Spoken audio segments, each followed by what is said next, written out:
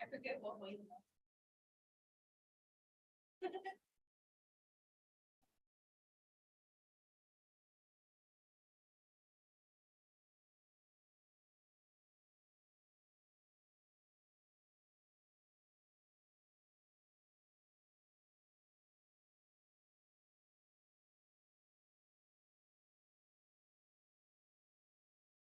Did you paste? And paste it and then go back to it. Edit.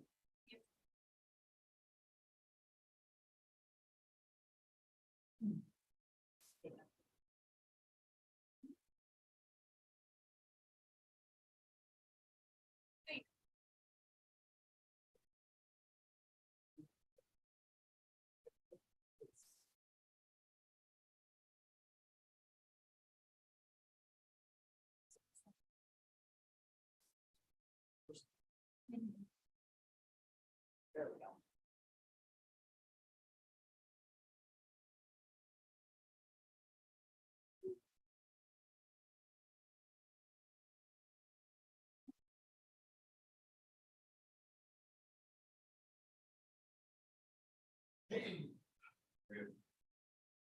I'm good. How are you? Fantastic. Same, yes. Thank you. You're okay.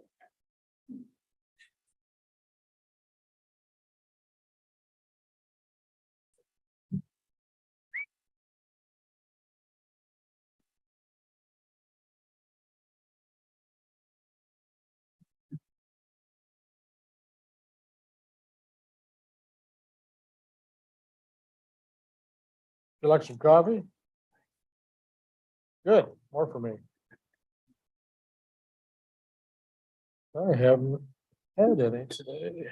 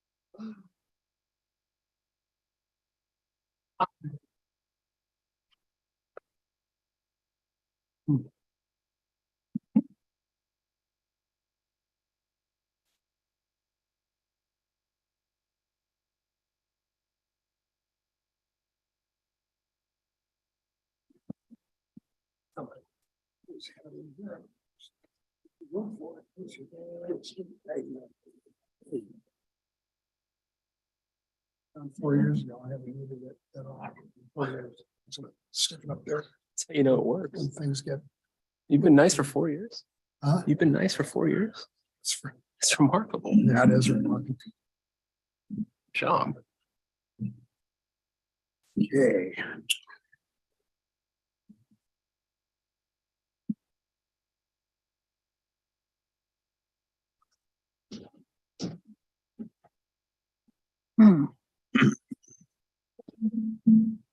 Rod, you want to lead us in the pledge? Sure.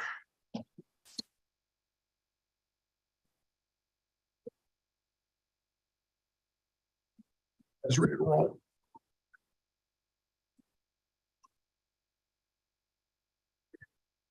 Okay, we're going to get started. Welcome everyone to the November 14th, 2022 regular city council meeting. I'd like to ask the city clerk at this point to call the roll. Counselor Runyon, Here. Counselor Randall, Present. Counselor McLaughlin, Present. Counselor Long, Present. Mayor Mays, Present. and Counselor Richardson is absent. And Counselor McLaughlin is on Zoom tonight. That's right. Okay, item 3 is the Pledge of Allegiance. I'd like to ask Counselor Rod Runyon to please lead us in the pledge. If you're able to stand, please do so. I pledge allegiance to the flag of the United States of America and to the republic which stands one nation under God, indivisible, with liberty and justice for all. Thank you.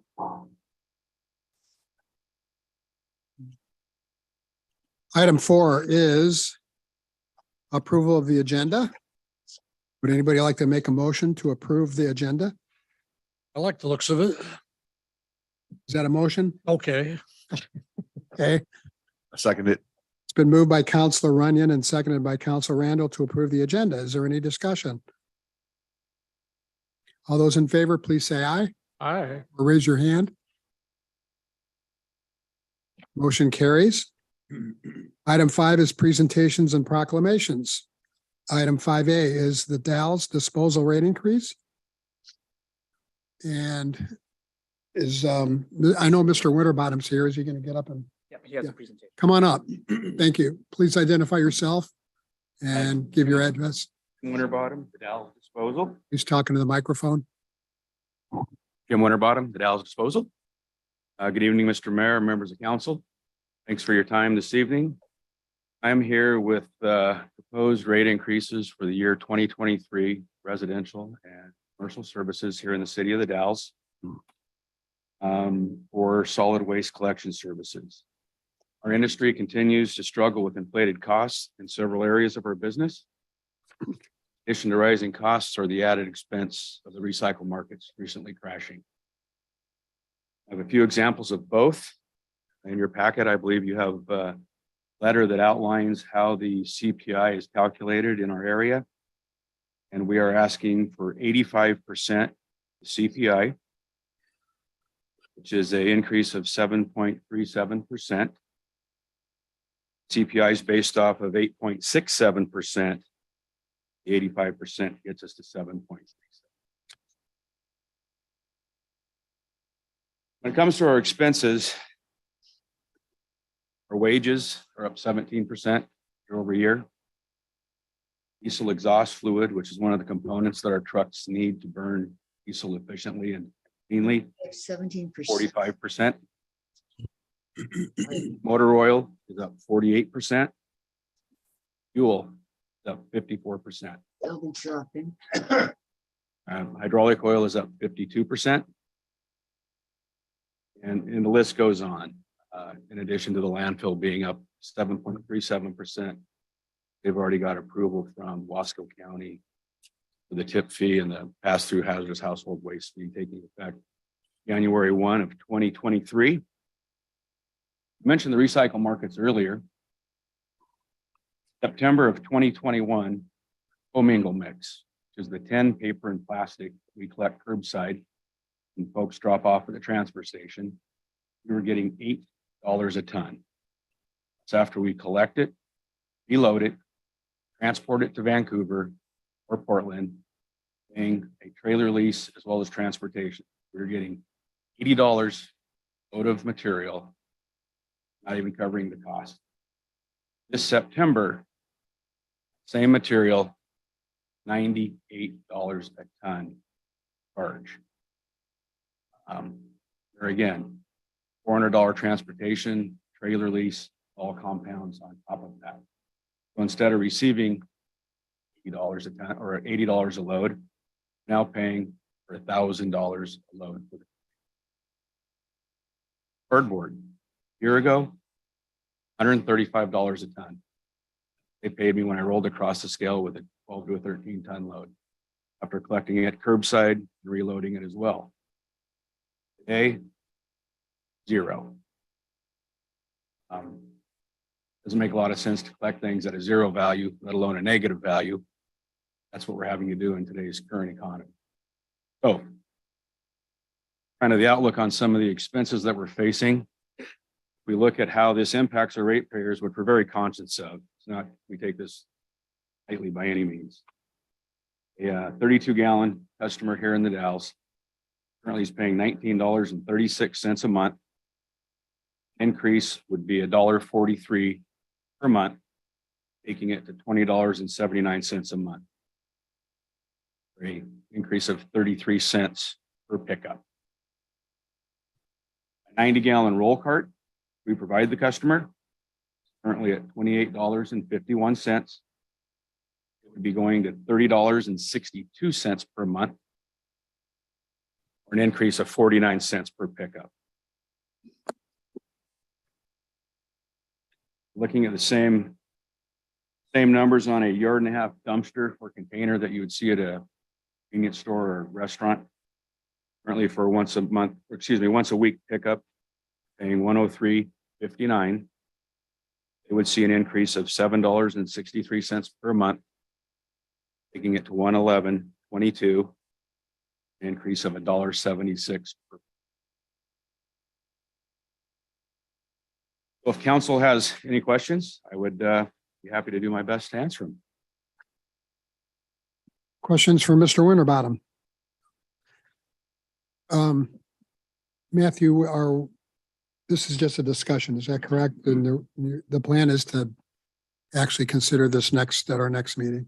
Yes, thank you, Mayor. And in terms of process, we wanted to have Mr. Winterbottom here this evening to give this presentation and hear any questions or comments that the council may have. We'll have this listed on our agenda for December as an action item for consideration, along with the agenda staff report incorporating some of this discussion here this evening, and any questions or direction or inquiries that the council has. Yeah, thank you. I have a couple questions. Counselor Long? Yeah, thanks. So when I was looking through your stuff, I couldn't tell. It's probably in here. You provide a lot of information. I appreciate that. Businesses, are they like residential where they can provide their own dumpster can? So we provide a dumpster for the commercial accounts, which they can rent from us. Mhm. Some customers have been grandfathered in that have owned their dumpsters for years. But new ones And they can't wouldn't be charged with necessarily, rent. but some people have to pay rent. They don't, if they're new, they don't have the option of, it's only the people who are grandfathered in. Correct. So it's not just the pickup fee, it's also the rental fee. And how much is the rental? Oh, Have to sorry. look. Okay, I think it's That's all right. 30, I think it's $35 a month. okay. So what we did, we broke it out rather than listing it with the rent being inclusive. We wanted to show the customer what they're actually paying, services they're paying. Okay. Okay, great. And I think that's it for now. Thanks. Any other questions for Mr. Winterbottom?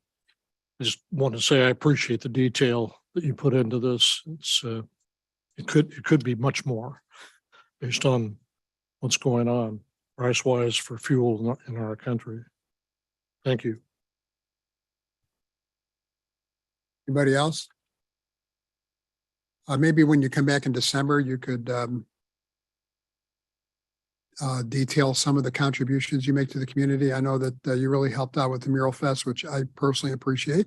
A lot of some free service there for the community. So maybe you could bring that with you next time you come. We normally don't fly our own flag, but if you ask, I'll bring it to you. I'm Yes, sir. asking. Okay. Thank you. All right. Thank you.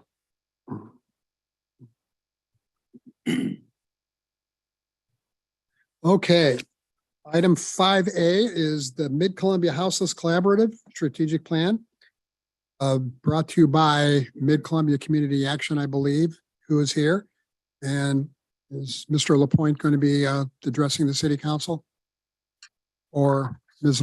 Naramore from the Washington side of the river?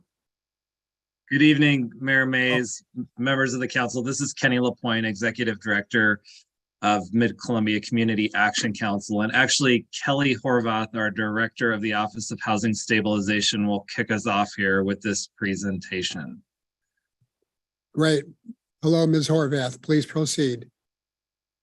Please identify yourself with your title and organization. Yes, I'm Kelly Horvath, and I'm the Director of the Office of Housing Stabilization at Mid-Columbia Community Action Council. And I'll let our other folks introduce themselves as well. So I'll hand it off to Leslie.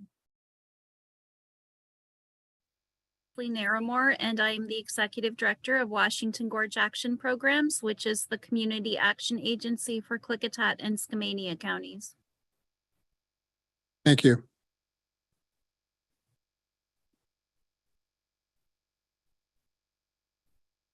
And then I will just also mention that in addition to myself, Leslie, and Kenny, we have Sarah Kellums, who is the new Development and Engagement Coordinator at Mid-Columbia Community Action Council, and will be helping us to bring in the resources necessary to implement this plan, both in the short and long term.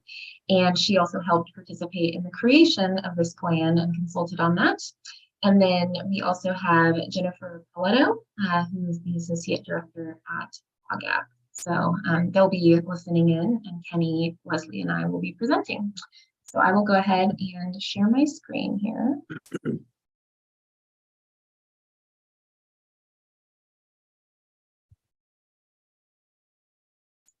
I'll let Kenny take it away. Thanks, Kelly.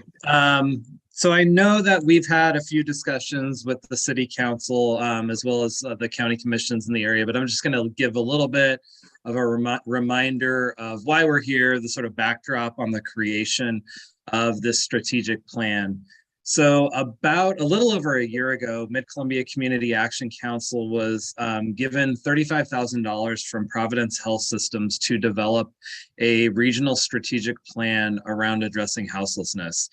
And that regional strategic plan extends from Hood River, Wasco, Sherman counties over to Klickitat and Skamania counties, which is why Leslie and Jennifer are here with us today. This is the first strategic plan of this nature that has considered both sides of the gorge. We, along with Providence Health Systems, felt like it was very important that we encapsulated the work that was being done on both sides, because clients in the region who are being served by the systems do not really see boundaries between counties and cities and states. So we felt like it was very important that we were doing this work together, that we were aligning our resources together, and that we were creating joint policy statements that would help us address homelessness in the best possible way in the region. So we collaborated with Leslie and Washington Gorge Action Programs, as well as many other partners throughout the region, to develop this strategic plan. We began earlier this year in the development process, and this presentation is really a culmination of that work that's been done. We have released the strategic plan a few weeks back, which we'll go into here in the presentation. And the plan was also ratified by an advisory board on the Oregon side, the House Bill 4123 Advisory Board, which I think you all have heard about previously. There is an MOU on the Oregon side of the river between Hood River County, Wasco County, Sherman County, the city of the Dalles, and the city of Hood River for the implementation of this plan. And I'll just remind folks that that House bill also came with dollars for the implementation of the plan. So we received $1 million, $500,000 a year for the next 2 years to set up an Office of Housing Stabilization, which Kelly is the director of and lives within MCAC. And we also, as Kelly mentioned, have hired Sarah Kellums to help us do some resource development so we can implement the plan over the next 5 years. So with that, I'll kick it back over to Kelly. Great. Thanks for that intro, Kenny.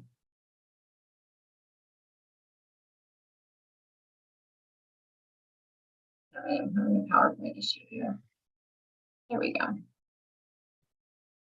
Do you want to speak to this anymore, Kenny, or just kind of move forward? No, I mean, I'll just say we all know why we're here and why we have a plan to address houselessness. Obviously, housing insecurity, housing instability, houselessness throughout Oregon, Washington, throughout the country has really increased over the last decade or so. Rents are rising, really low housing inventory. Our region has definitely been impacted by the vacation rental market, lots of investors buying up homes, which have caused increases in houselessness. I believe we had a 70% increase in houselessness in our last point in time count in Wasco County alone. So the increase in houselessness led us to, come together and develop a strategic plan for how we're going to address it.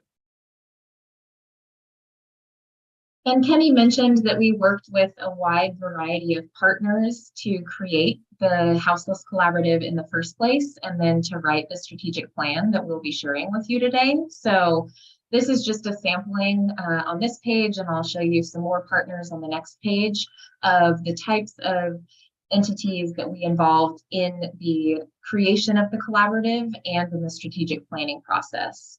And we do plan to engage these partners moving forward as we move into the implementation phase of the strategic plan over the next 5 years. So our goal is that this plan does not sit on a shelf and collect dust, but that we are actively working with partners and thinking about how to support various folks when they're leading on particular components of the plan, or also create work groups and build, new partnerships as needed to tackle other areas of the plan.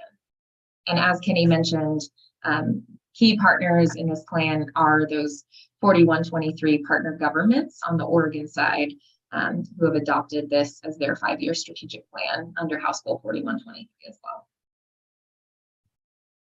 This was the vision of our group, and when we formed the group, we really wanted to make sure that we included the voices of people who have lived experience, and they were very instrumental in helping us come up with this vision. We really tried to follow the nothing about us without us model, because we know that the people who have experienced it are going to be able to have the best input on what it's like and how we can best solve it. So our vision is the Mid-Columbia Houseless Collaborative envisions a region with equitable opportunities and support where everyone who needs stable housing can find and afford it especially communities who have faced disproportionate barriers to housing, so that everyone can achieve the best quality of life possible. Through collaboration and advocacy, we work to reduce houselessness in the Gorge by expanding housing capacity and ensuring supportive services are provided in culturally affirming ways that uphold human dignity. And that last piece right there, upholding human dignity, we firmly believe that everyone deserves the dignity that comes with having a roof over their heads. With being able to prepare food, with being able to shower, with being able to be safe at night. So that was something that was really important to us as we worked through creating this plan and listened to the people who had lived experience. Our values are listed here, and I'm not going to read all of these out loud, but I did just want to highlight some of the things that really were important to us. First and foremost being compassion and humanity. We believe that, like I said, everyone deserves to have a home. Everyone deserves to have that dignity that comes with having a home. And we really wanted to be sure that we were recognizing the fellow humanity that we all share. We also really value collaboration and partnership. That's why you see all of us here tonight. As Kenny mentioned, this is the first time that we've had an effort that was by state. And I think that's so important that we look at the Gorge as a region and not as one side of the Gorge and the other side of the Gorge. Advocacy, again, that's why we're here tonight. We're here to advocate for things to get done. As Kelly mentioned, this is a living document. And so this is something that we're going to be talking about consistently. We're going to be going around to all of our local governments. And we really want to make sure that people know how to advocate. We held, earlier in the year, we held some roundtables where we focused on the issue of housing and then really teaching our community members how to advocate. Because we know that oftentimes when something comes up, when there's work to be done, we know that a lot of you don't hear from the people who are in support of, you often hear from the people who are against something. And so we really want to be sure that we can be the voices, we can help people understand how they can go out and be that voice too. We also value diversity, equity, and lived experience. As I mentioned, we did have people with lived experience who participated throughout the planning process, and that was really important to us. And then lastly, tenacity and perseverance, because we know that this is an ongoing struggle. This is not something that we got into overnight, and it's not something that we're going to get out of overnight. So we know that we're in it for the long haul, and we are going to get it done. And then Leslie mentioned the commitment to diversity, equity, and lived experience. So I, again, won't read this whole statement to you all, but I will highlight that the collaborative, as they were coming up with the mission and vision and values, also felt like it was important to publish an equity statement that really showed our values and also held us accountable as a collaborative to the ways that we want to live out our equity values. So the action steps associated with that equity statement are focused on finding and addressing the root causes of inequity, both in our work and in our own lives, improving the broader housing systems where personal identities tend to predict inequitable outcomes, using data to drive decisions and focus resources so that we can actually make equity a practice, not just a concept. And then including the voices of people who are or have been houseless with an emphasis on communities of color. So that's the kind of guiding set of principles and equity values that we really wanted to make sure we shine a light on. So our 4 key goal areas were shelter, services, housing, and advocacy. And I believe that you all received a summary of the strategic plan, and I would highly encourage you to please look over these pieces.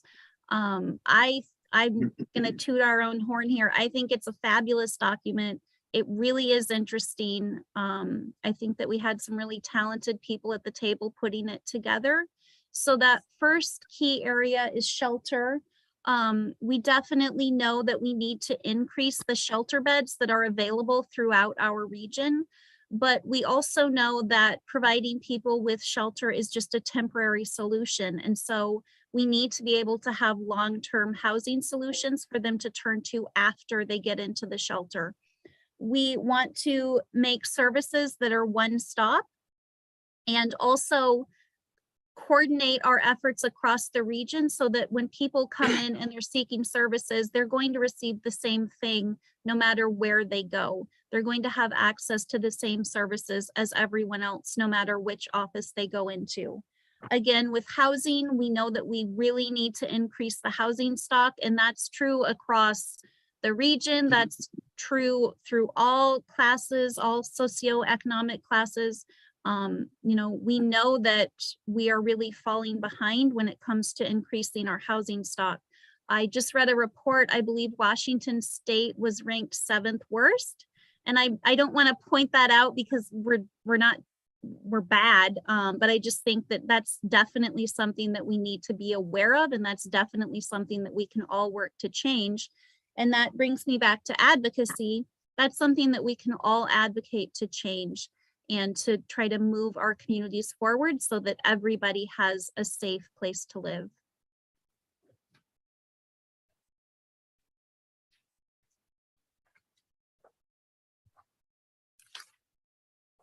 So these were our strategic priorities. And as I mentioned, we do something currently called coordinated entry, which means that when people come into an office, they are receiving exactly the same services no matter where they go. And so that's something that we want to better coordinate across the region. We know that we need to put better systems into place to help people when they come into our offices. And we want to make sure that we have enough funding to provide the shelter that's needed and also to take care of our employees. So that's something else that we're really working on advocating for, is making sure that the people who are working are able to receive a living wage, that they themselves don't have to worry about housing insecurity as well. And then of course, making sure that as we move people into shelter, that we're able to move them out just as quickly and make sure that we're moving them into permanent solutions. The next goal area is around services. So we can provide shelter, housing, and we can do the advocacy work, but we also need services to be aligned with both shelter and housing. Having services aligned helps people be successful in their living environments, whether it is in shelter, whether it is in housing. I know this is something that you all have seen as we've introduced the Navigation Center project, where we bring multiple service providers together in a shelter environment. But this is something we really need to make sure that we're prioritizing, aligning behavioral health, substance use disorder services, aligning services for folks coming out of incarceration so we can get them housing and employed once again. So this is something that is very critical for people's success in the future. We can't simply just provide shelter or just provide housing. We know we need to also add services on there. So we worked in the strategic planning process. We had Mid-Columbia Center for Living. We had law enforcement involved in the planning process. We had physical health services from One Community Health, Providence, MCMC, all involved in the development of this strategic plan because we know service alignment will be critical to its success. And then housing, as you all know, is a really significant piece of the puzzle. So in our housing goal area, the key strategic priorities that we wanted to commit to as a collaborative include making it easier to build housing that low-income households can afford. And the collaborative did agree to publicizing a specific number of units that they want to strive to support the creation of within our region over the next 5 years. So as you can see here, by looking at various projects that are either in the pipeline or coming online soon, the collaborative agreed that they wanted to kind of come around and support those projects as needed to help push them across the finish line, knowing that most of them are not a done deal yet. We also talked a lot about the need to preserve the region's existing supply of affordable housing. So whether there are, subsidies that are expiring, tax credits, or there are opportunities to preserve mobile home parks that are otherwise going to be purchased and rent is going to go way up for the residents there. We want to look for opportunities and take action to make good use of those opportunities to preserve existing affordable housing before it disappears any further.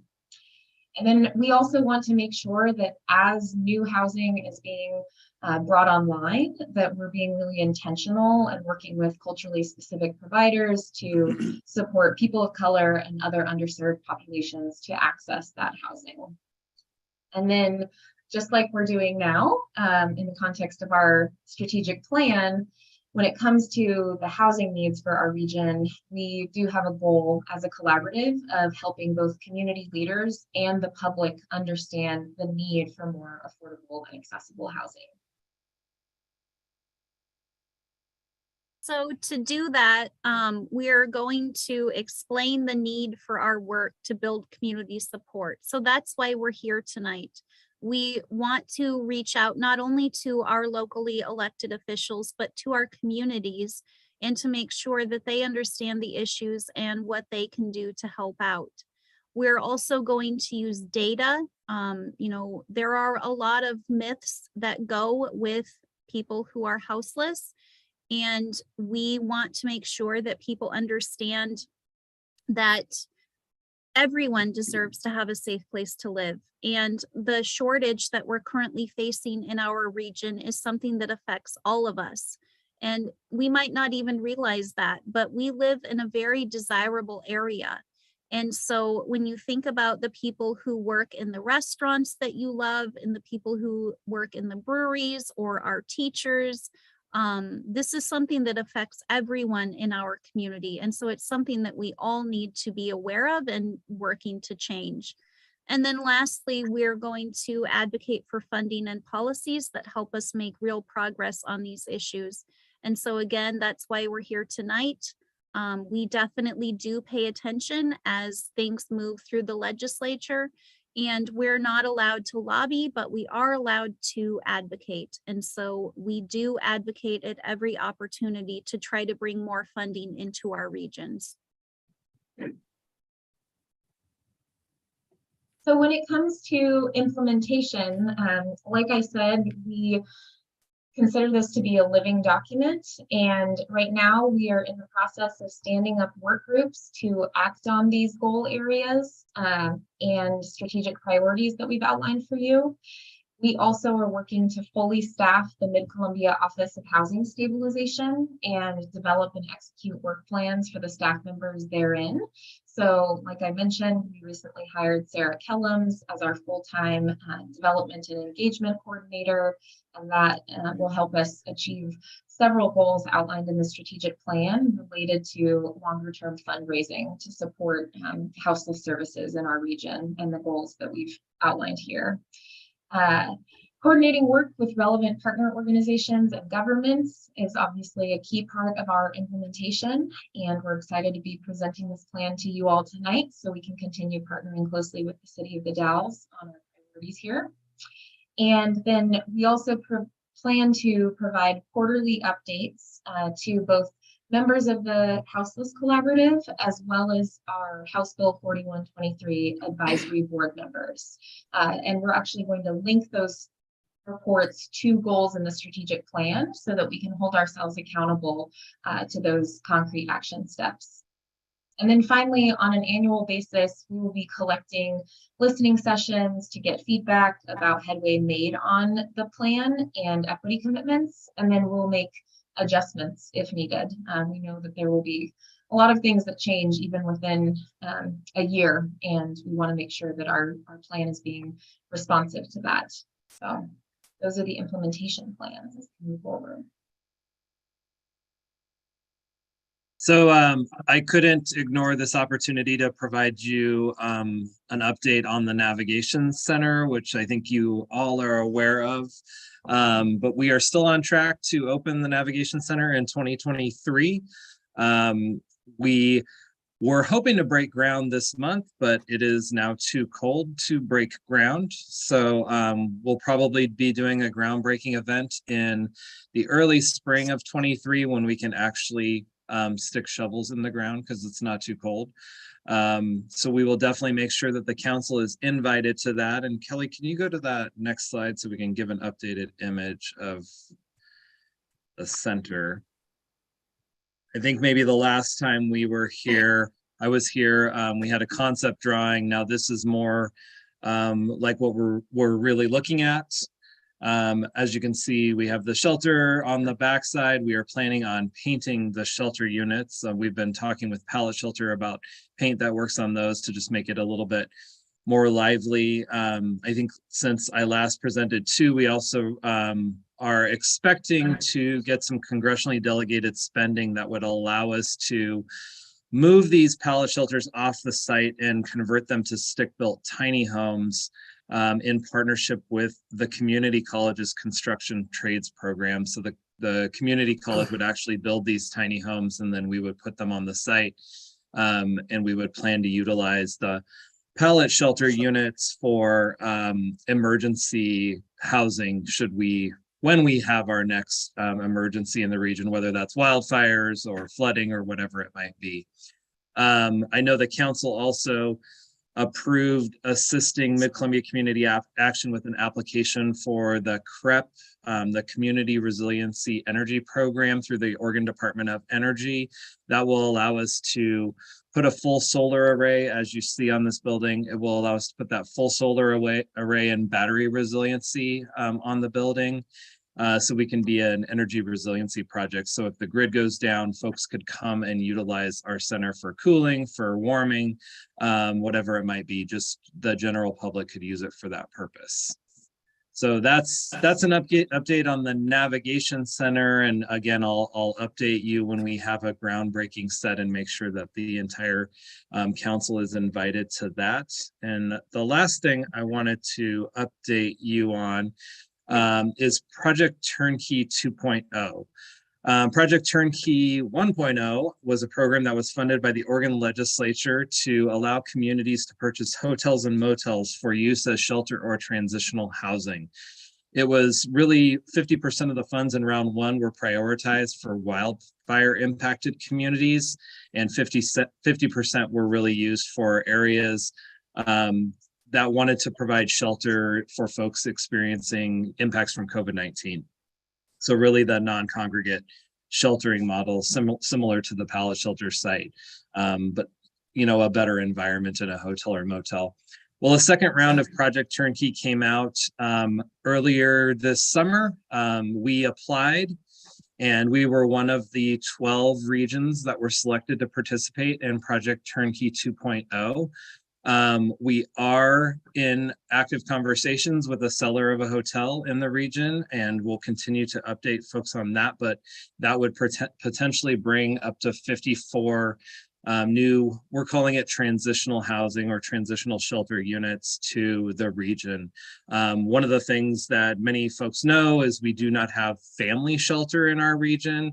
So this project would allow us to add family shelter units in partnership with entities like the Next Door and the Oregon Human Development Corporation. So we'll continue to update you on these bigger projects as they're going to bring significant increases in shelter and transitional housing to the region, which I will also say is in alignment with the Mid-Columbia Houseless Collaborative Strategic Plan and some of the goals that were in there.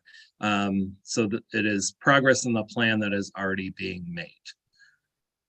And I think that's it. So we're happy to answer any questions that you might have. Any questions for Mr. Lapointe or Ms. Horvath or Ms. Naramore?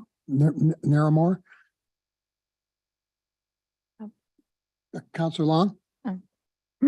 So we have our city planning meeting coming up for council. And I'm just wondering, have there been specific strategies or policies that have been identified in their plan that we will be discussing and possibly including in our plan since we're a participant and we've signed a memorandum of understanding?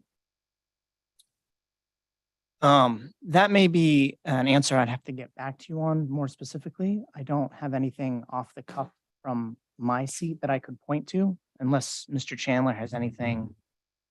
But we can certainly review that a bit more closely and get back to you on it. I guess I'm just wondering, they've gone to the trouble of creating this 5-year strategy and we're going to be discussing what's important to the city.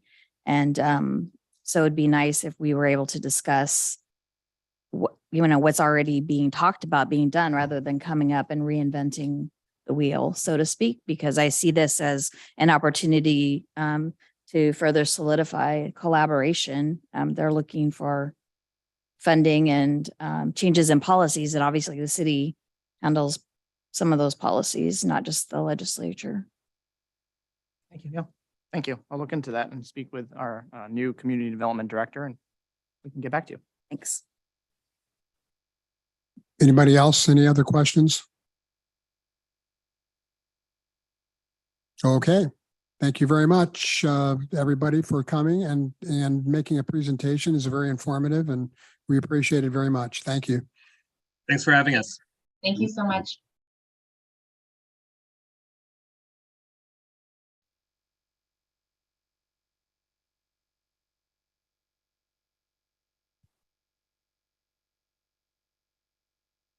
Okay, audience participation. During this portion of the meeting, anyone may speak on any subject which does not later appear on the agenda. Up to 5 minutes per person will be allowed. Citizens are encouraged to ask questions with the understanding that the city can either answer the question tonight or refer that question to the appropriate staff member who will get back to you within a reasonable amount of time. If a response by the city is requested, the speaker will be referred to the city manager for further action. The issue may appear on a future meeting agenda for city council consideration. Oh, Mr. Baker has spoke. I guess you have the floor. Did you expect to talk for more than 5 minutes? Great. Please proceed. Please identify yourself and. Good evening. I'm Scott Baker. I'm the Executive Director for Northern Wasco County Park and Recreation District.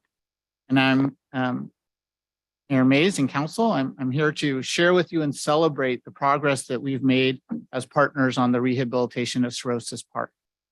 With your help, as well as help from the county, we were able to hire a qualified local construction company, Crestline Construction, to help us rehabilitate the crown jewel of our park system. This $1.1 million project is nearing completion. We have all of the earthwork complete, all of the underground irrigation installed, including irrigation to serve future phases of this project. It's all been installed.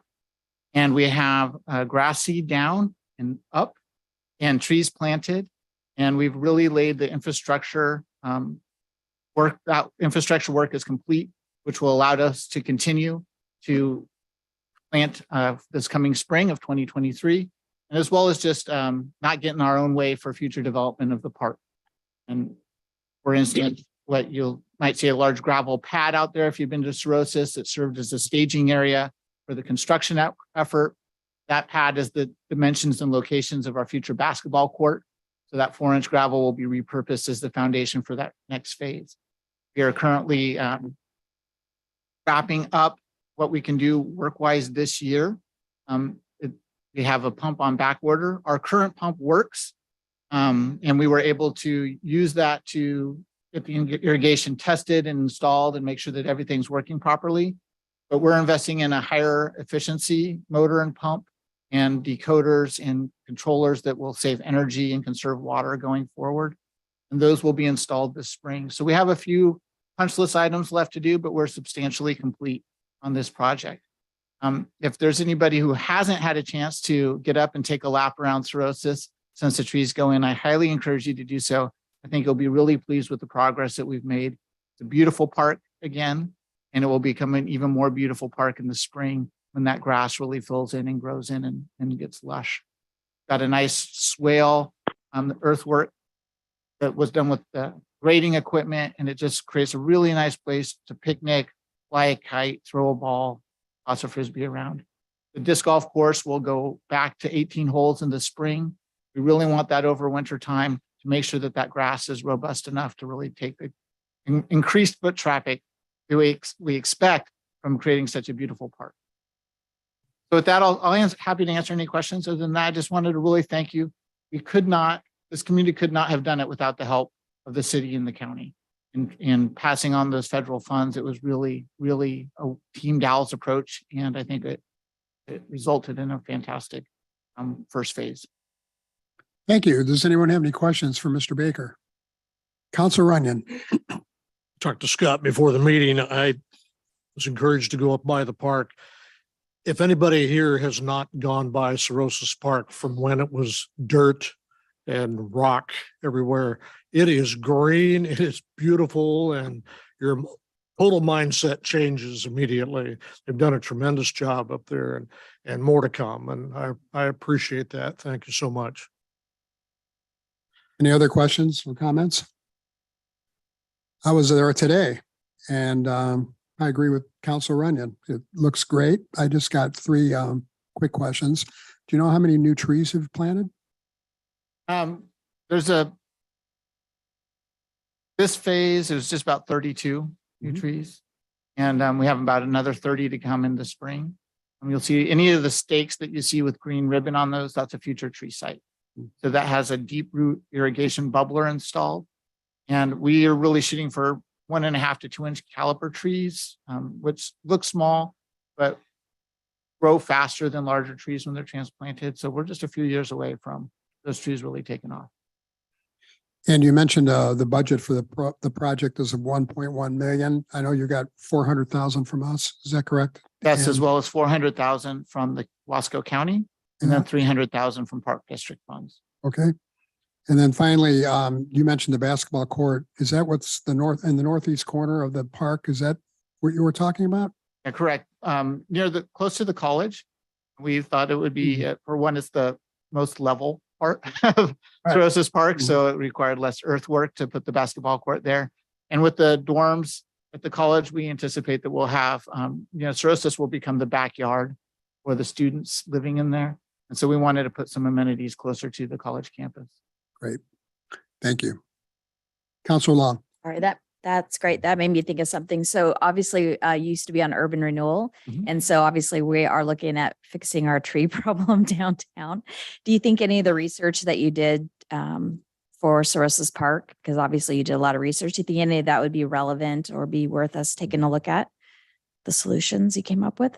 Yeah, so street trees for this area, I can send you a list of some recommendations. It is something that we looked into when we used to take care of those trees. We just need to get clear about the goals of the trees and the goals of the business owners and make sure that those are in alignment. And consider in some areas, maybe doing some lower plantings or some flower planting beds instead would not hide signs or create problems for business owners or perceived problems for business owners. Yeah, just when you said that deep well bubble, I was like, oh, I wonder what else he uncovered that we might think about. Yeah, absolutely. And there's so many ways to approach that problem. And, the same way that you make we have business owners remove snow from their sidewalks and take care of the right of way in front of their businesses, putting the onus on those businesses to water those trees.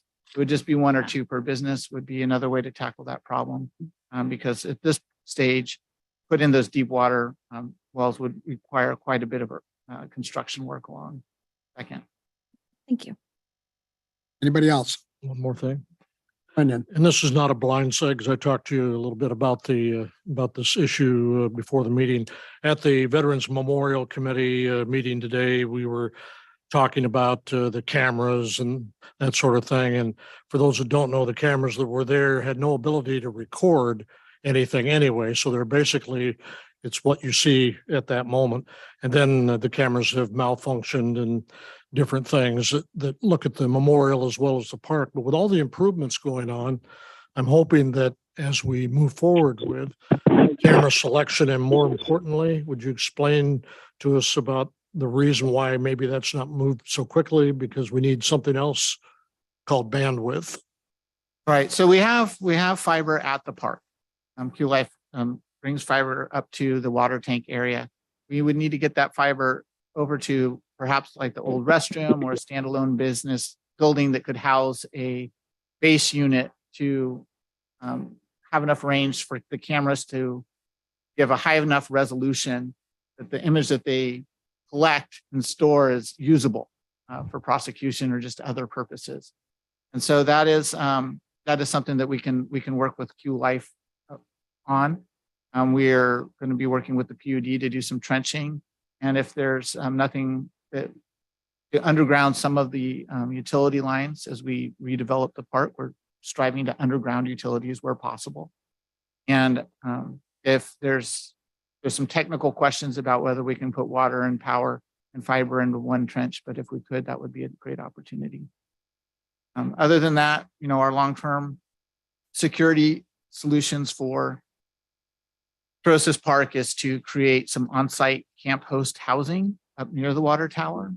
And so we, as part of our long-term plan, hope to put either a tiny home or some gravel and stub out to allow, a camp host similar to that they have in state parks that could, put a fifth wheel up there, spend some time, open up our restrooms, and kind of be a presence in the park. We wouldn't require them or expect them to do any security enforcement, but they would have eyes on the park and could alert the Dallas City Police when there's problems.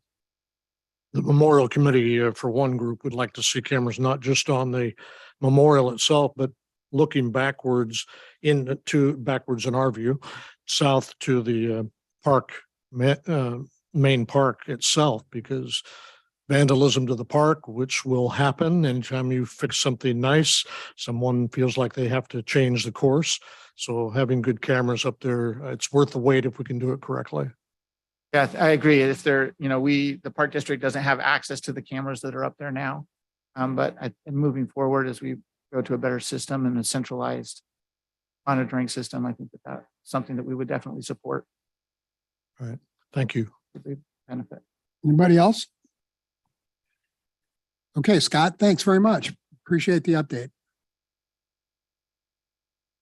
Is there anyone else who would like to address the city council for up to 5 minutes? I would. Can you wait just, yeah, but can you wait just a minute? We have one ahead of you, okay? Okay. Good evening, Mayor and City Council. This is Lisa with the Dalles Area Chamber. I just have some reminders to give to you.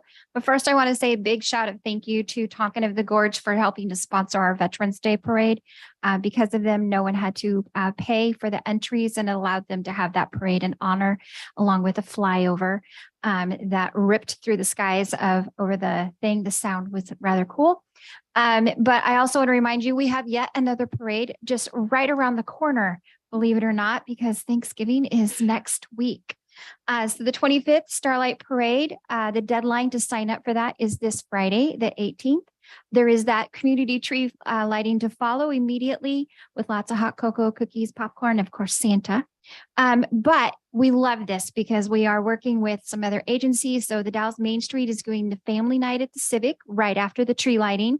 They'll be doing all kinds of fun things and cookies and movies and all of that. They'll be there till 9:30. And the downtown of the Dalles is also working on getting businesses to stay open till 8 p.m. So right after the tree lighting, you could go down for some evening Black Friday specials and support local.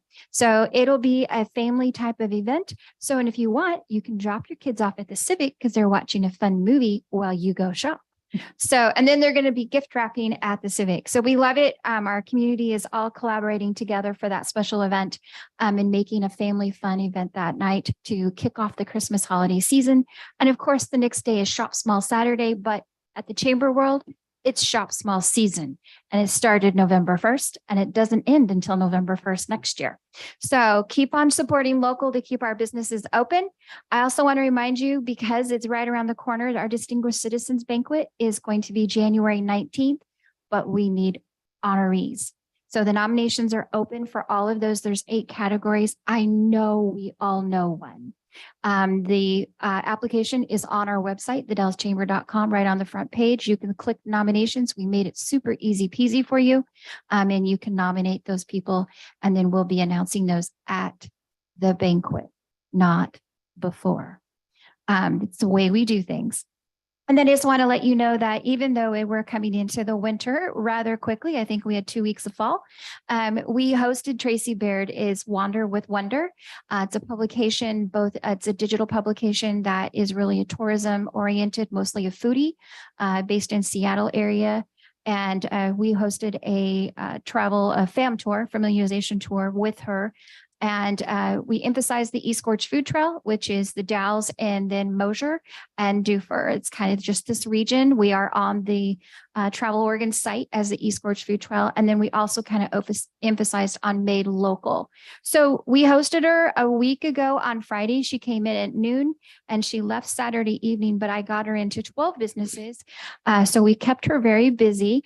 And you can imagine if you're a foodie, that means you're eating the whole time. So we won't talk about the calorie intake that we did in less than 24 hours, but we were able to get her into 12. She interviewed some local businesses, plus a lot of foods and wineries. And so we will keep you posted on that print date of what's happening. And on that note of my travel writer, I'm going to say a big, huge shout of thank you to the Parks and Rec, because we did take them up to the Cirrhosis Park and it was beautiful. The grass was just green, a lot better than the grass that we seeded at home. So it was just really pretty and they were in awe at this park. They could not believe the size of the park and the views from it. So they were there for a while. So yes, we showcased one of our gems that we have in our community and they loved it. So there again, I'll keep you posted as to when they will be having that out for print. Any questions? Comment. Did I'd you have I'd like to thank Lisa and her staff for an excellent job putting on the parade and the logistics and all the rest of it was covered. And I was just amazed. I don't know what the total number of units was, but it had to be 30 to 40, I'm thinking. The official actual is like 17, but there's multiple for each entry. And it was nice. And Tonkin did the honoring of the different color of cars that you and I talked about as far as the symbolism of those. And they did do that at the beginning of the parade. It went very smoothly. The Veterans Home had 3 units in it. Point Man Ministries had 3 units in it. And the Mid-Columbia Car Club was there and a lot of individual units. And Mr. Mayor, you gave an award at the parade, which I just heard about today.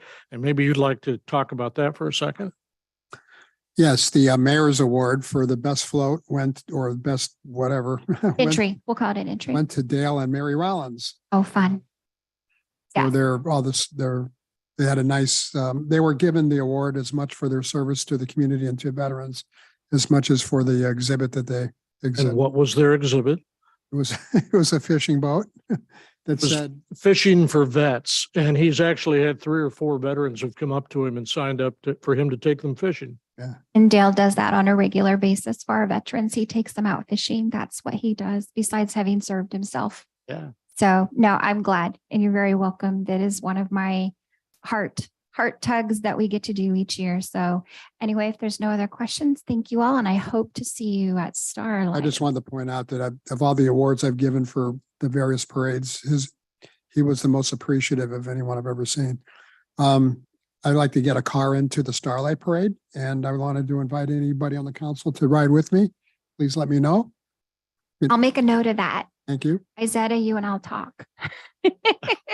You guys will take care of everything? Yes, we'll Oh, take care of That's everything. good news. We'll just send you the bill. No, I'm just kidding. So no, we hope to see you. And especially I'm excited for the whole evening. I really am. It is a community evening meant for family fun and kicking off the holidays. So yeah, thank you. Thank you very much. Thank you.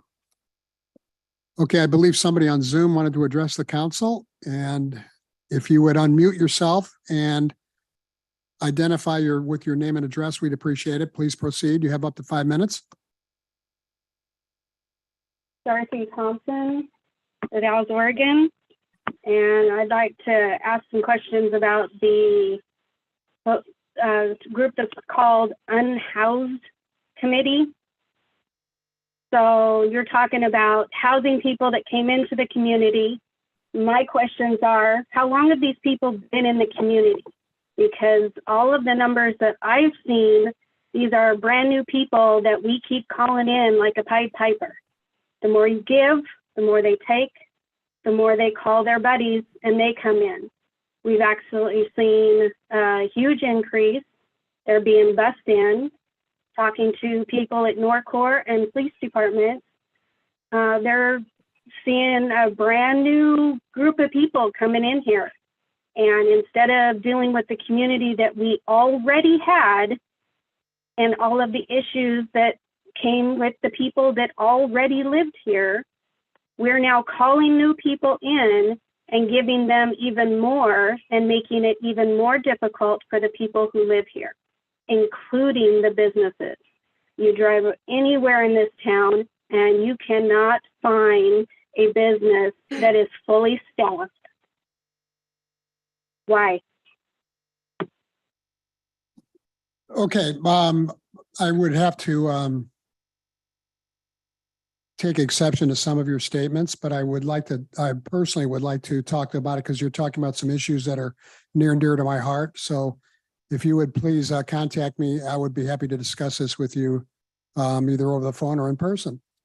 Did you have anything you wanted to add? Nope. Okay, thank you. Thank you. Okay. Who are you? I'm the mayor, Rich Mays. You're the mayor. Perfect. What is your phone number? 541-769-0858. And is there anything that you can tell me today about some of the questions that I had? No. Okay, is there anyone else who would like to address the city council for up to 5 minutes? Okay, thank you. Item 7 is city manager's report. Mr. Cleaves. Thank you, Mr. Mayor. Just a couple items for you this evening. Wanted to remind the council that we have our goal setting session coming up on November 29th. And our city clerk, Izetta, has asked to have each of you provide a kind of initial draft brainstorm list of different projects or priorities that you may want to discuss at that council goal setting session. The deadline for that input would be end of day tomorrow, so staff can compile that and get it ready over the subsequent week ahead of the Thanksgiving break. I also want to let the council know that I had a site visit to Norcor last week, organized in partnership with Molly Rogers. Visited the adult and youth side of the Norcor facility. I thought it was a very worthwhile trip, worthwhile allocation of time. And so I had Izetta reach out as well to the council. We have a couple dates in the spring, if there's any interest from the council in also conducting a site visit. I'd like to ask our community development director, Josh Chandler, to introduce a new staffer who has joined us recently. And so maybe you can come up to the table here briefly and just give a brief introduction.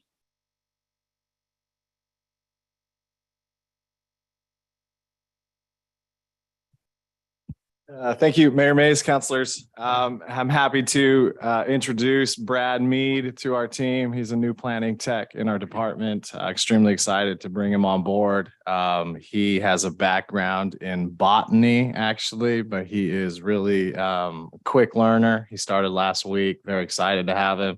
And he's local. He's been working for Clark County, Clark Public Utilities out of Vancouver.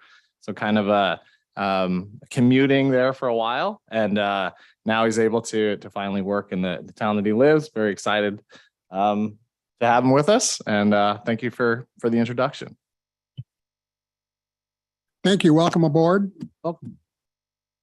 Are you from Vancouver originally? From Southern Oregon, down in Ashland is where I grew up. Great. Well, I've worked all over the state. Okay. Well, great to have you with us. Thanks very much. Thank you. Thank you, Josh. Thank you. And this will be a practice I'm endeavoring to begin where our new hires will come to the city council meeting and have a brief introduction like that. I think it's a good way to meet and greet each other and the team that we have here. Also want to let the council know that last week I gave a presentation to the Port of the Dalles Commission as part of our community partner update. and that we had a great turnout for the trick or treat event. And a big thanks to all the departments that participated in the pumpkin carving contest organized by Nubia and some of our other staff here. And thanks to the mayor for being told to judge. I really appreciate that. Other than that, I don't have anything else. Thank you, Mr. Klebs. Okay, we'll go into city council reports. We'll start on my far right with Councilor Long. Great, thank you. The Urban Renewal Agency has not had a meeting in a while. We had just an executive session for some stuff we had to deal with last month, and then tomorrow night's regularly scheduled meeting has been canceled for lack of business. The Traffic Safety Committee is meeting on Wednesday morning at 7 a.m., both in person and on Zoom. And one of the things that I wanted to mention that was in the packet is that there's been request for the addition of a school zone on West 10th Street for the Head Start Sunshine Preschool, and also possibly a crosswalk designated for the apartments there because they have people who take their children across to the preschool. So that's one of the things that's on the agenda. Just wanted to bring that up. Thank you, Councilor Long. Councilor Randall. Thank you, Mr. Mayor. Nothing to report. Councilor Runyon. Nothing to report other than the things I talked about with the parade and so forth, other than I say a meeting ahead of me at 2:00 on Thursday. The Wasco County Pioneer Association meets at the Discovery Center. Anyone who lives in our county and without our county is invited to attend. It's interesting, and they do some great things each year with their annual meeting, which comes up in May. So invite anybody who would like to join us at the Discovery Center, 2:00 on Thursday. Thank you, Councilor Runyon. Councilor McLaughlin. Thank you, Mayor Mays. Nothing to report. Okay, as far as my report goes, it's already been mentioned about the Halloween pumpkin decoration contest. I did it was a lot of fun doing that. I think there are like 6 or 7 different city departments that participated, and the administration won first place and finance won second place. And I also attended the Mid-Columbia Economic Development District Economic Symposium at the Civic on November the 4th. A radio interview with Mark Bailey on KACI on November the 1st. And I'd also like to congratulate the Dallas High School cross-country team for winning the state championship a couple of weekends ago. And a lot of hardworking runners will be honored at our next city council meeting in December. And congratulations, and we're going to get a chance to meet the kids when they come to our next council meeting. And that is it for me. Next is number 9 is the consent agenda. Items of a routine and non-controversial nature are placed on the consent agenda to allow the city council to spend its time and energy on the important items and issues. Any councilor may request an item be pulled from the consent agenda and be considered separately. Items pulled from the consent agenda will be discussed on the agenda at the end of the action items section. Tonight, we only have one item on the consent agenda. It is the approval of the October 24th council meeting minutes. Is there a motion to approve the consent agenda and the minutes? I move to approve the consent agenda. Do we have a second? I'll second that. Been moved by Councilor Randall and seconded by Councilor Long to approve the consent agenda. Is there any discussion? All those in favor, please say aye. Raise your hand. Councilor McLaughlin raised his hand. Thank you very much. Motion passes unanimously. Item 10A, Columbia Gorge Regional Airport Land Lease Rates. Mr. Renard, please identify yourself. Hello, Jeff Renard, Columbia Gorge Regional Airport Manager. As you probably see on the staff report that should be in your packet, the airport's had some renewed interest in the business park and in the hangar lots that we have over there.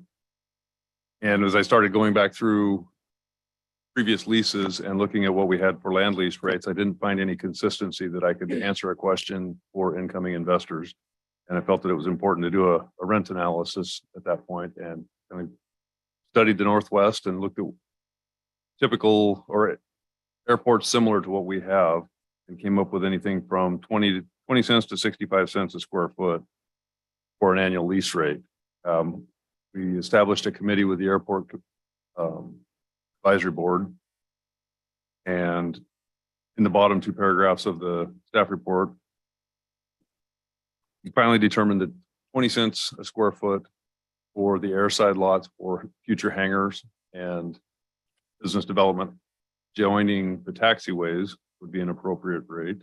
And for our business park, where the flex space building is at, and the future business park on Jim Riley Loop Road at 30 cents per square foot annual base. We would factor in a 2.6% CPI increase annually for those lease rates.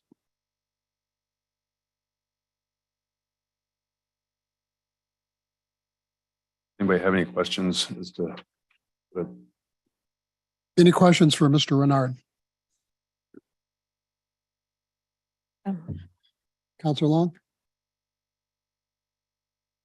Well, I think maybe it's just semantics, but the consumer price index is something specific. So I think what you want to do is factor in an annual increase in the rate without, because you're specifying how much. If you're tying it to the CPI, that varies every year and that gets put out by the government, the amount. agreed? So, but yeah, thanks. Actually, one of the things that we looked at on that, in the hangar, the T hangar and the existing hangar lease rates this year, we have, with the CPI being so high at, I believe 8.6 is where it was at for the last gentleman. The board had agreed that the airport board had agreed to go with a rolling average of 5 years for the CPI increase, which is where we came up with the 2.6. I think her point is, and correct me if I'm wrong, is that under budget implications, you're kind of implying that the rate will go up 2.6% every year.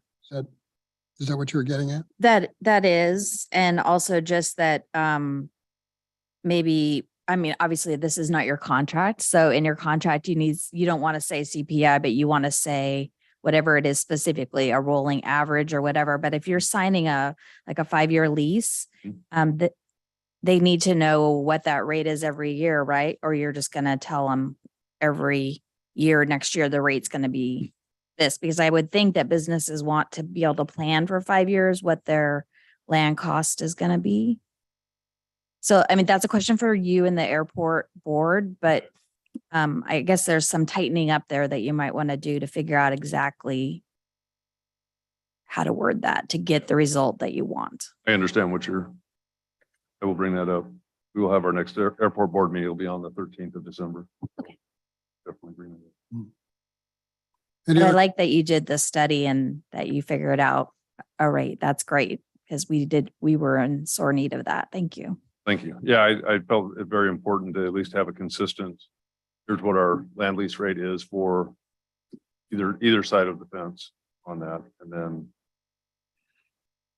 I guess with my newness in this part of the question, do I make a recommendation to approve the land lease rates with clarification of the increase, or? I would think you'd take it back to the board and then bring it back to us. My recommendation would be to take it back unless you're trying to sign an agreement right now and need something approved from us to do that. Mr. Mayor, Mr. Kara. I have some questions for Jeff. That's all right. Jeff. It's my understanding, I was at the airport board meeting when they made this recommendation to have you come present these lease rates to council. And these are the same numbers, 20 cents per square foot for the airside building lots and 30 cents per square foot for the business park, right? These are the same numbers we've talked about. So it seems to me that if the only hang up here is using the term CPI incorrectly a couple times, I think that you've delivered the spirit of what the airport board has wanted you to do. And I think that if that's the only thing that we're changing, 20 cents per square foot annually for airside building lots and 30 cents per square foot annually for business park building lots, as well as a CPI increase, whatever the CPI is, onward, my opinion is, for what it's worth, that we can proceed tonight with a motion. But if it's anything different than that, then best practices would probably be to take it back to the board. And so, is that your understanding as well? 20 cents increase for airside building lots? Yes, the clarification of 20 cents square foot on airside lots and 30 cents square foot. Previously, we had a range that was anywhere from 10 cents to 40 cents. Right. They said three different things about what the increase would be. And so it has to be one of those. It's either the CPI, which this year is 7.6, I think, or something like that, or a straight 2.6, or a rolling average of 5 years. And I'm just unclear which one we're using. Mr. Mayor, if I may. Yeah, Mr. Cleaves. So Jeff, my understanding is that there are a couple components here. You have the square footage cost for airside, square footage cost for the business park, and you went through an exercise to calculate a flat rate amount of increase per year for the leases going forward. Your methodology for that calculation was to look at the last 5 years of CPI increases and take the average. Correct. And that would be the flat rate. Each new lease we'd enter into would increase each year. And Based down on the that road, 5 years. 5, 6, 7 years down the road, we would do another analysis, potentially using that same methodology to change that percentage increase year over year. So it's a good question, because in the staff report, it does specify the CPI as the increase for these leases, but it is a flat rate of 2.6 per year for leases going forward. Right. By Yes. misuse of the CPI. Take that word. That. Well, and Okay, it's so and flat it's a rate good is question good. for the rolling question as well, but it doesn't sound like that's your intention. You may do another analysis down the road to adjust that annual increase if necessary. So question. Let's So- run in. So if it's 2.6 is the rolling average, if I were to come in tomorrow and want to sign a contract, would it say in my contract that each year will be 2.6 for the 5 years of my contract, or am I hearing that incorrectly? I would say yes. Okay, and that's what needs to be clear. And she has a very good point. Well, it seems to me that we should either, maybe the city attorney can either form a motion that we can consider that's consistent with what Jeff has intended, or we can just ask Jeff to go back and bring it back at the December meeting. You know, What's, I'm more than happy to provide some motion language. I defer to council as to whether they want to take the vote. But I do have a question again for Mr. Renard. Do you think, Jeff, that this should be done tonight, or do you think it should wait? I'm curious about what you think. I don't feel that there's a negative for either direction. If you have language to create the motion. Okay. Then I would think tonight would be appropriate, or if I need to bring different language back next month, I'm happy to, and I don't have anybody pending that would cause a disruption in this. Does this go before the Clickitat County Board of County Commissioners as well? Yeah. So yes, When is that meeting? I'm not sure. With Jake, usually they meet every Tuesday. Yeah. well, they may have Their already schedule. passed it for all we know. Right? I have not presented this to them yet. Oh, Our- okay. the county commissioner, Jacob Anderson, is out of town on the commissioners meeting. Okay. So I have not had. Well, if you haven't presented it to the county yet, and that needs to happen before anything happens, anything actually happens to these rates. And with the understanding that you don't really see any burning desire to have this done tonight, I think that you could probably put this on the December consent agenda after we clean up the language, and I'm happy to help with that. Would appreciate that. And so long as I don't hear any, raging opposition from council to here right now, I think that this can go on consent probably at the next meeting. I agree. Anybody have any objection to that? No, I agree. Okay, we'll see you in December. Sorry for the confusion. It's okay. Okay, item 10B, the Dell's Vision Action Plan 2040. Mr. Chandler.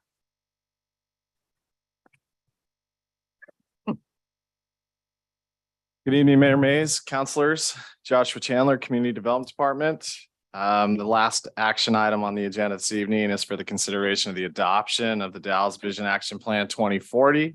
The Vision Action Plan is updated every 10 years, with the most recent version adopted in 2011.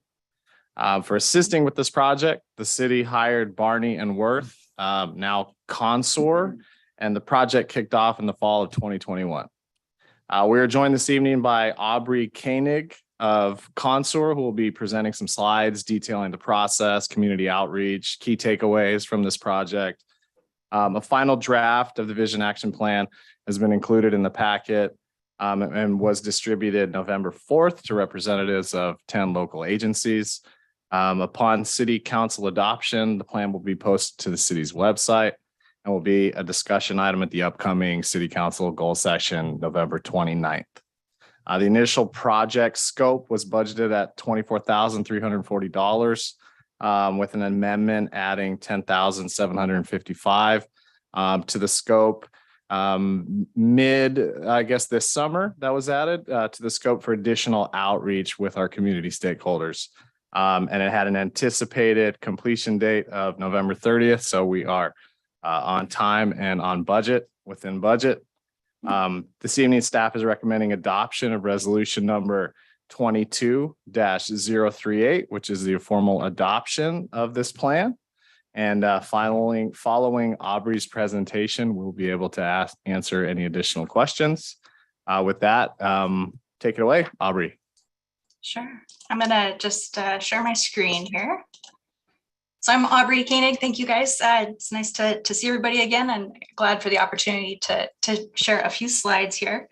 Had a chance to start this work with Julie Kruger and Alice Cannon, and then pick it up this spring with Matthew and with Joshua. So I'm just gonna dive in here. The plan that's presented for adoption this evening, it's about 10 to 11 pages in its final form presentation.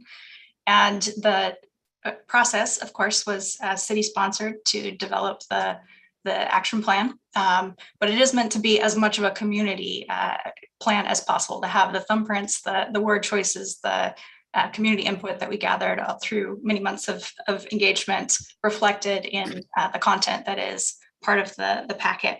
And that is in both the community focus areas and priorities that are included in the plan, as well as the actions identified through city and partner input. And that's the work that was mentioned this summer and fall that we did with an additional work session. And just as a part of a thank you, one of the first pieces of the plan is an acknowledgement of all of the folks who contributed to development along the way, and some of those logos of those partner organizations who helped us get the word out to community members and who also contributed themselves are represented there kind of on the bottom of the page on the right side of the slide. So cracking the spine on the vision plan, just taking a peek inside the document. The intent again was to hear from as many local voices as possible and to go through this process that the city undergoes of every 10 years, taking a fresh look, updating this content to reflect current views, needs, priorities, interests of your residents, business owners, and others who are part of the community. Midway on the sort of the middle of the page here is a nice process overview. We use this graphic and a couple of other updates that we gave. So just as a quick reminder of where we came from. We started in fall 2021 with some partner interviews and a community survey to collect initial vision ideas. That turned into a second phase of engagement with a community town hall and another survey to refine and prioritize those vision ideas.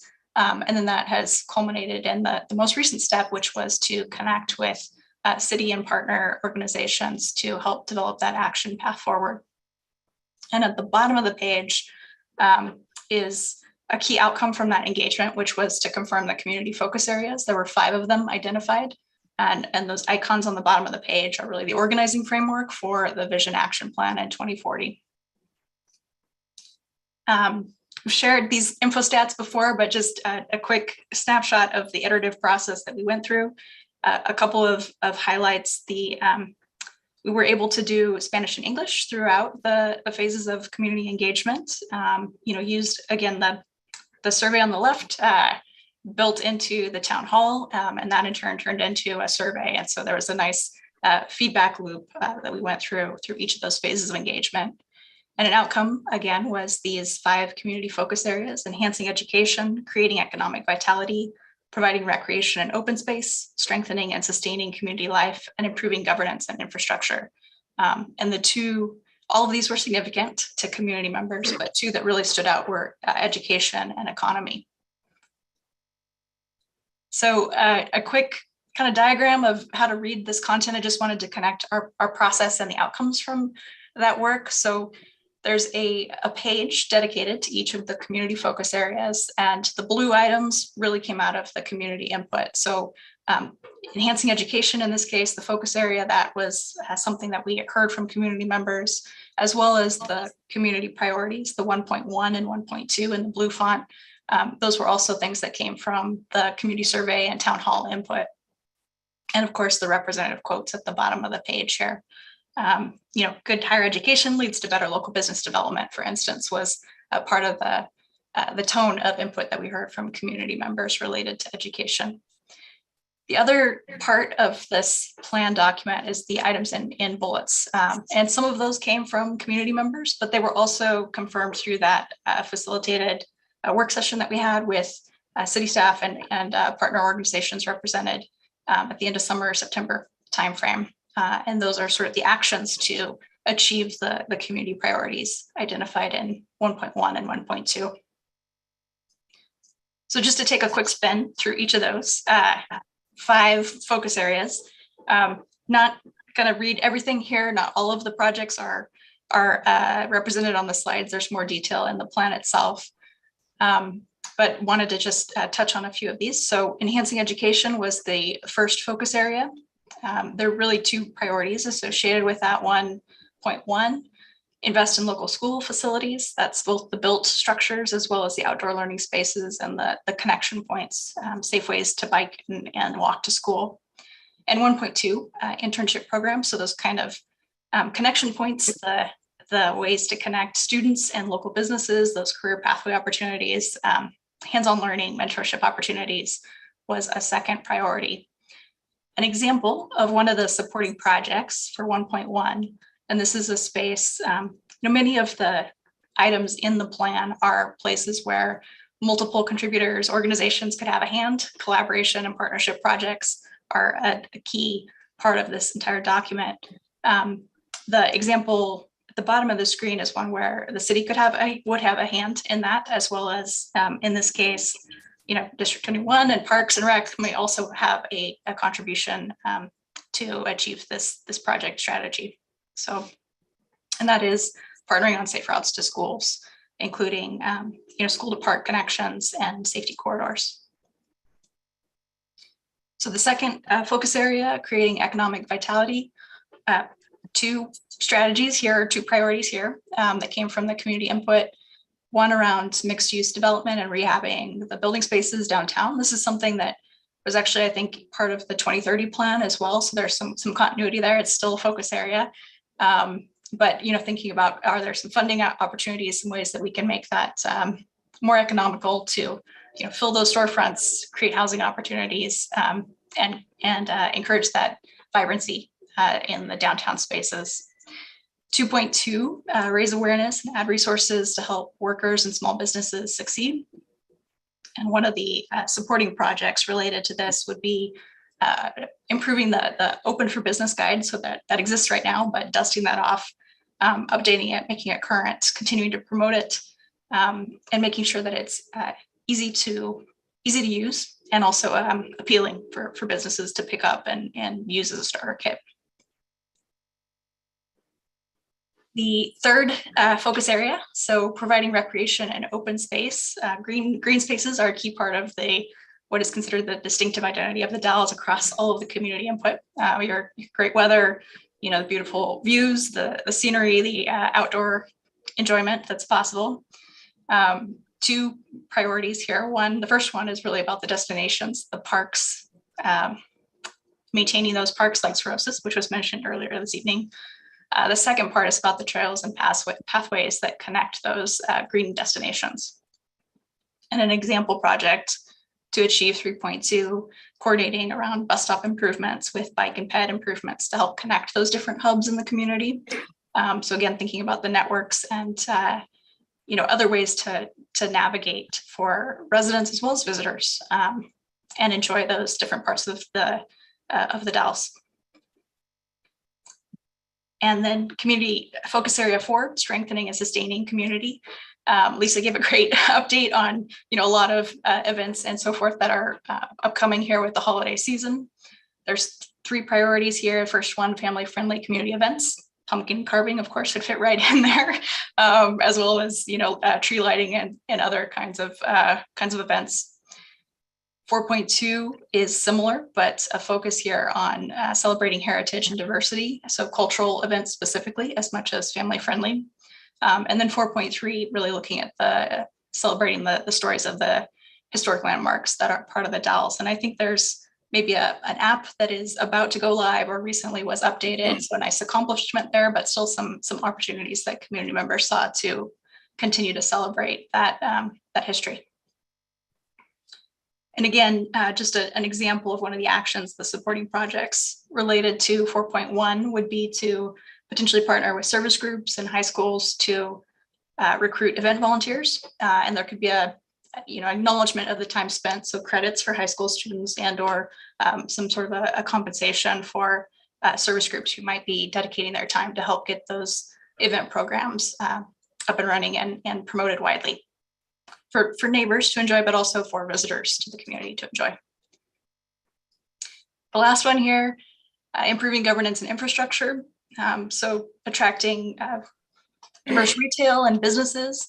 A lot of people, when they thought about what they would like to see in the Dalles, they talked about just diversity of places to shop, places to get out and enjoy a meal, from big box things to local and mom and pop things. There was just an interest in having more options, both for people who live in the community, but also so they don't have to travel somewhere else to enjoy those things, and also as a way to draw folks into the community.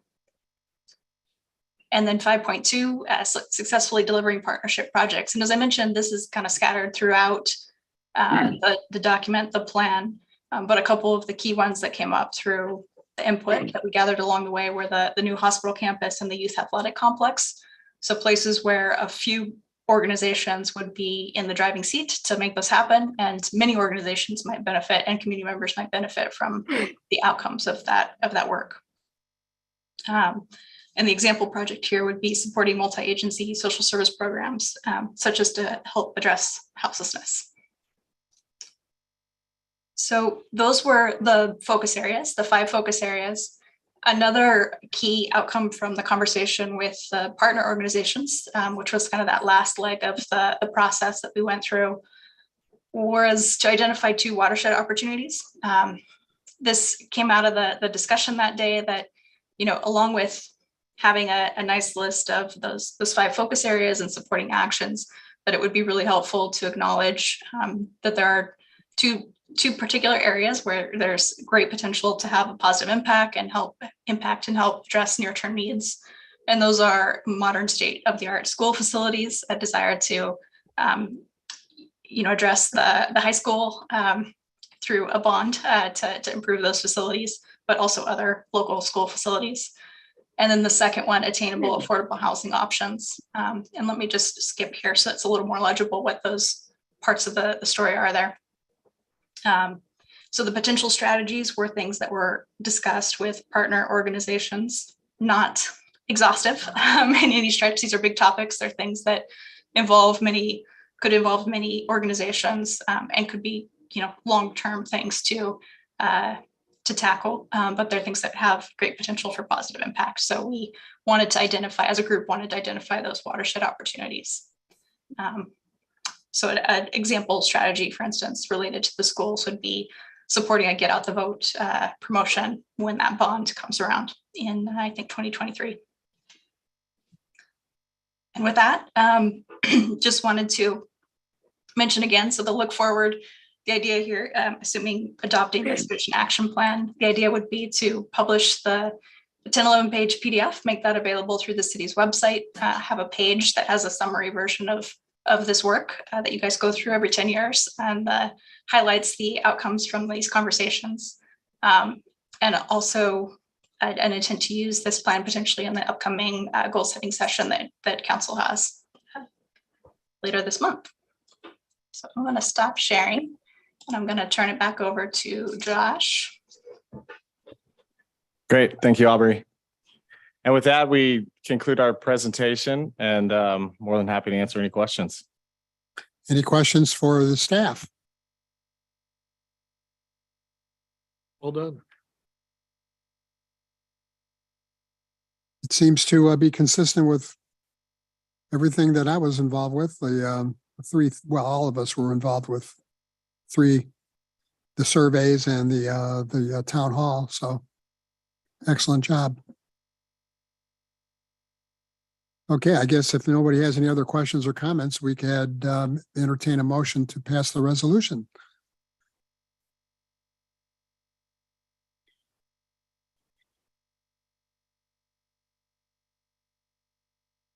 That's good.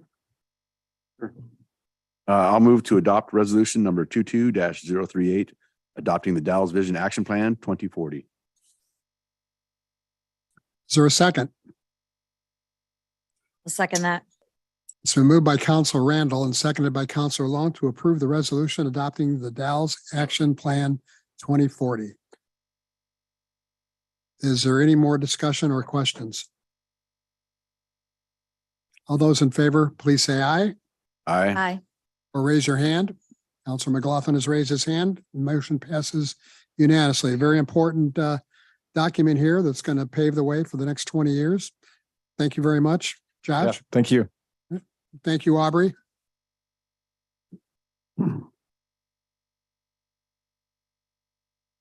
Okay.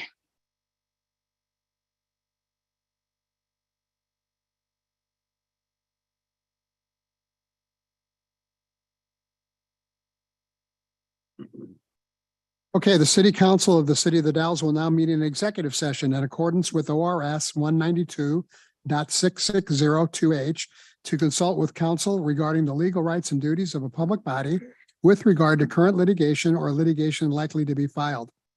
Representatives of the news media and designated staff shall be allowed to attend the executive session concerning pending litigation.